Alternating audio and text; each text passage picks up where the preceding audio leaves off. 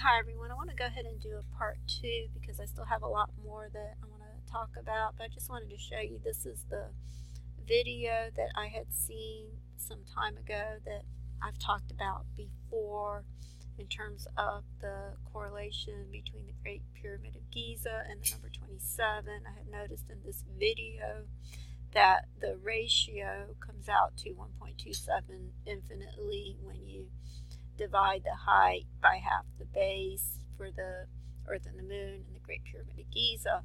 And then I just wanted to say, to be honest, I'm not even sure how you do these calculations exactly to come up with the golden ratio, but he explains it here in this video, and so I'll just put the link in the video. But as you can see, the next step is to come up with this angle over here, and it's interesting that this number ends in 51.84277.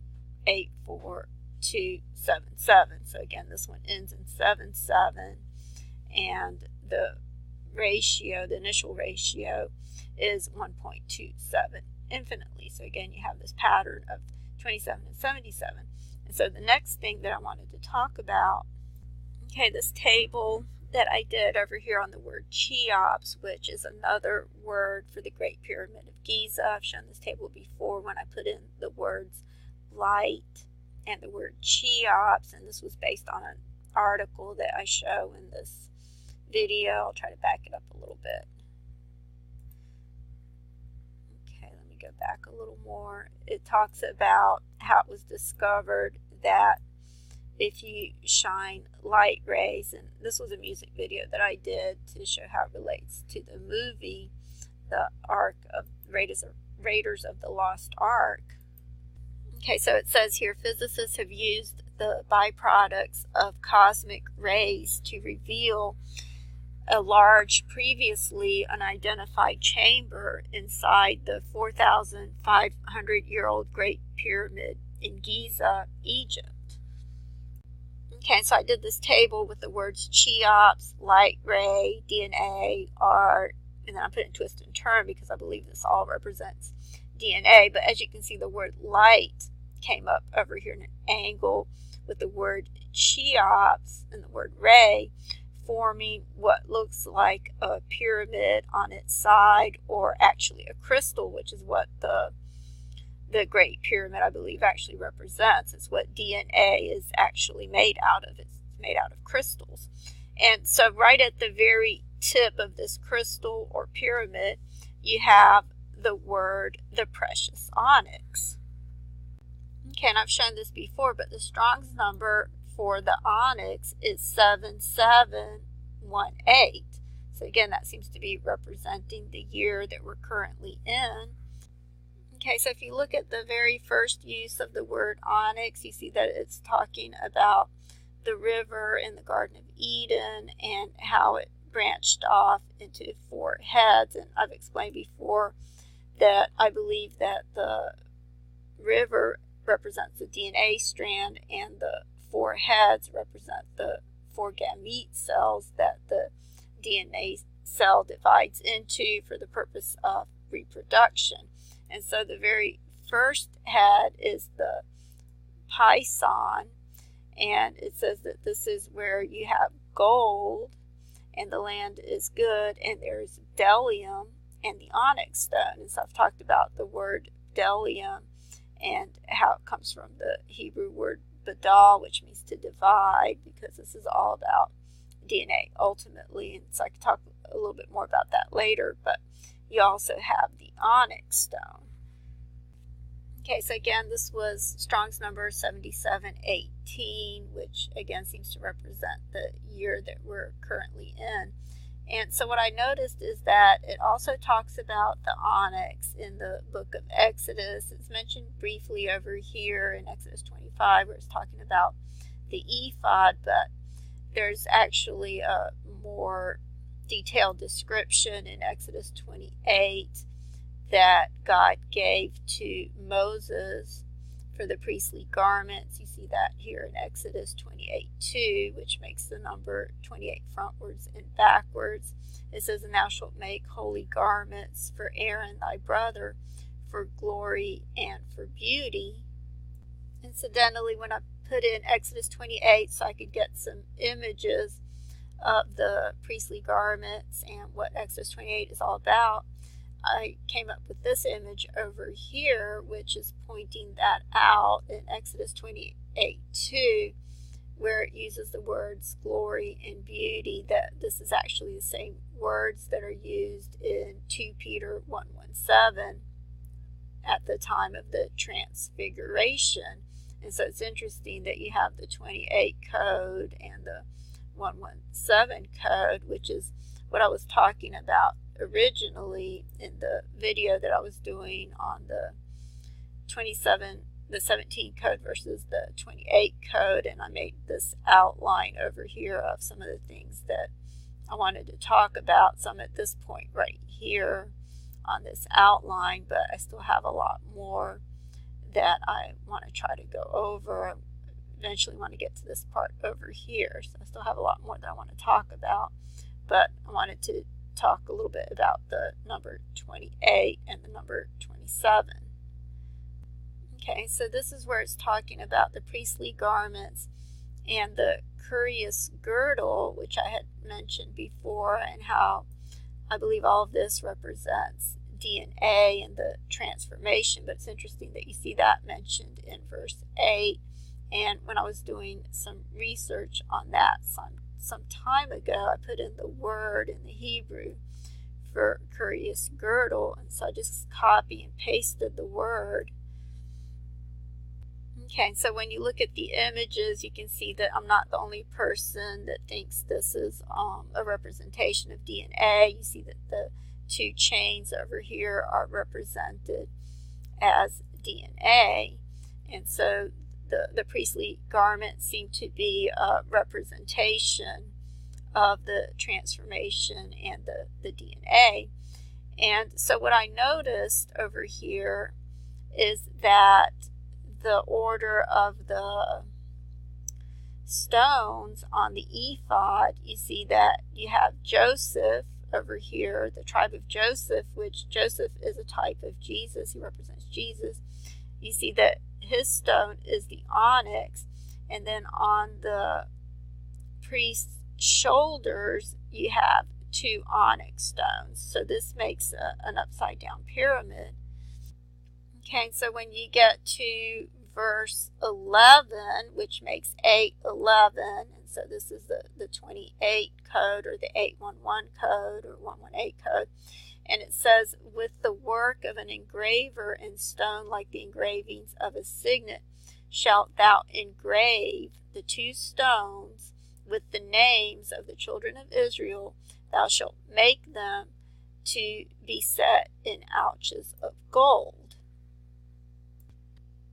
Okay, so you have 2 onyx stones on the shoulders of the high priest, and on each stone you have engraved all the names of the children of Israel, 6 tribes on one stone and 6 tribes on the other stone. But all the children's names are recorded on the 2 onyx stones, and then they're connected by the 2 chains to the ephod.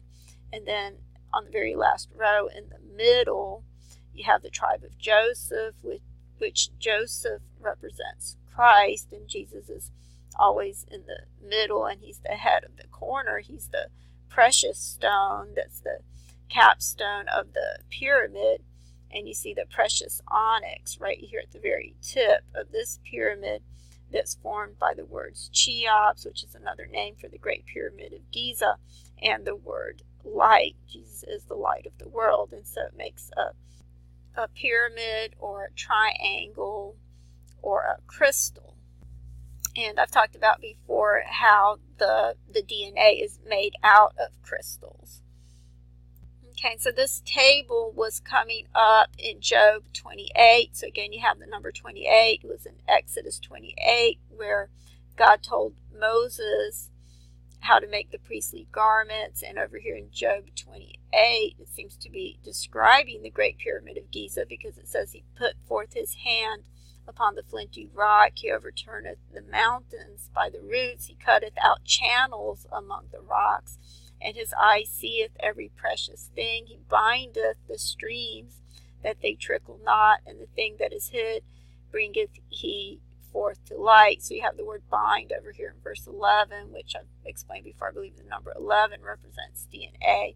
It's also in Exodus 28:11 that you had the verse where the children of Israel, where all the names are written or engraved on the two stones. Okay, and they're bound together by these two chains, and then you have all 12 of the tribes, all 12 stones on the ephod, and right at the very tip, you have the precious onyx, which is the tribe of Joseph, which represents Jesus, and so it makes an upside-down triangle. Okay, so it goes on to say in the next verse, but where shall wisdom be found, and where is the place of understanding? Man knoweth not the price thereof, neither is it found in the land of the living. The deep saith, it is not in me, and the sea saith, it is not with me.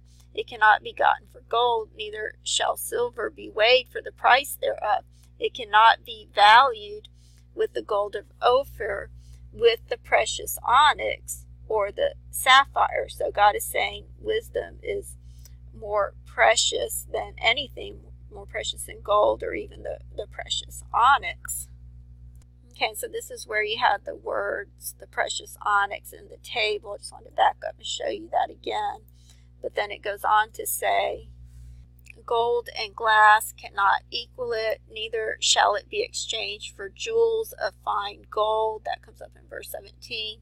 And then in verse 18 it says, no mention shall be made of the coral or the crystal. Yea, the price of wisdom is above rubies. So again, it's mentioning the price of wisdom here in verse 18, and it's also mentioning the crystal. Okay, and you see the word crystal right here coming up within what seems to be forming a crystal, with the words Cheops and light and ray, and with the word precious onyx right at the tip. Okay, so it's interesting that it's talking about wisdom in Job 28, verse 18. And so I happened to notice while I was watching a video some time ago that there's a comparable scripture in Proverbs 8:1:1. So again, you have the 8:11 code or 118 code, starting with verse 8:10, which makes the number 18. It says, receive my instruction, and not silver, and knowledge rather than choice gold. For wisdom is better than rubies, and all the things that may be desired are not to be compared to it. Okay, so it's basically saying the same thing that it says here in Job 28. It says it cannot be gotten for gold, neither shall silver be weighed for the price thereof. It cannot be valued with the gold of Ophir, with the precious onyx or the sapphire. Gold and glass cannot equal it, neither shall it be exchanged for jewels of fine gold. No mention shall be made of the coral or of the crystal. Yea, the price of wisdom is above rubies. Okay, so those are the only two scriptures that mention wisdom and rubies, that is better than rubies. If you put into Google scripture, wisdom, and priceless, which is what I did when I was trying to find that scripture, you see that it also comes up with a scripture in Proverbs 2:7-9. So again, you have the number 27 formed with this verse where it says, he has reserved priceless wisdom for decent people. He is a shield for those who walk in integrity.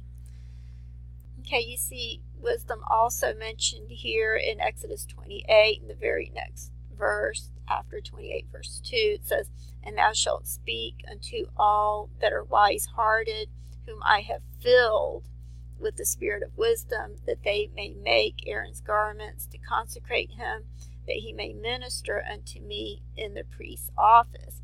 And so the other thing that I wanted to point out is when you get to verse 29, it says, and Aaron shall bear the names of the children of Israel in the breastplate of judgment upon his heart, when he goeth into the holy place for a memorial before the Lord continually. And so Aaron represents the high priest, which is Jesus, and he bears all the names of the children of Israel upon his heart. And you see this coming up in verse 29, which is actually 92 backwards. So I believe this is all a representation of the the DNA and the transformation.